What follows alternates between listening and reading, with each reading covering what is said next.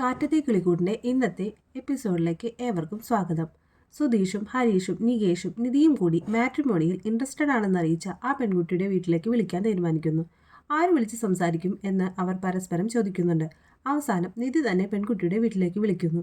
പെൺകുട്ടിയുടെ അച്ഛനായി സംസാരിച്ചപ്പോൾ നിധി ആ വീട്ടിലെ ആരാണെന്ന് അദ്ദേഹം ചോദിക്കുന്നു.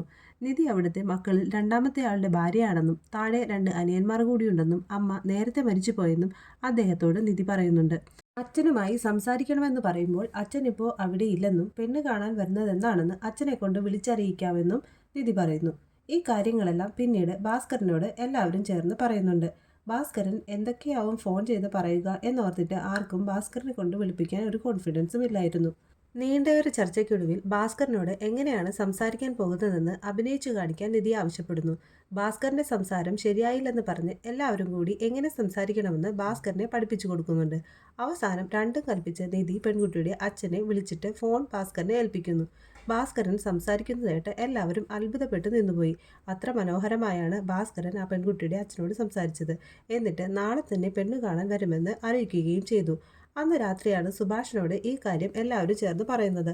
ആദ്യം തടസ്സം പറഞ്ഞെങ്കിലും അവസാനം എല്ലാവരുടെയും വാക്ക് കേട്ട് സുഭാഷും ഓക്കെ പറഞ്ഞു. രാവിലെ പെണ്ണ് കാണാൻ പോകാൻ എല്ലാവരും റെഡിയായി. സാരി ഉടുത്ത് വന്ന നിധിയെ കാണാൻ നല്ല ഭംഗിയായിരുന്നു. അങ്ങനെ എല്ലാവരും കൂടി ഒരു കാറിൽ പെൺകുട്ടിയുടെ വീട്ടിലെത്തി.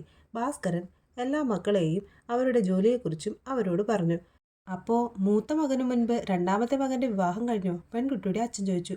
എന്തു പറയുമെന്നോർത്ത് ഭാസ്കരൻ എന്തോ പറയാൻ തുടങ്ങിയതും നിധി പറഞ്ഞു. ഞങ്ങളുടേതൊരു ലവ് മാരേജ് ആയിരുന്നു. വീട്ടിൽ കുറച്ച് പ്രശ്നങ്ങളുണ്ടായിരുന്നു. അതുകൊണ്ട് ഞങ്ങളുടേത് ആദ്യം കഴിഞ്ഞുവെന്നേ ഉള്ളൂ.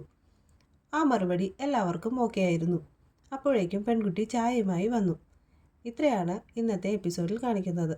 നാളത്തെ എപ്പിസോഡിനായി കാത്തിരിക്കാം.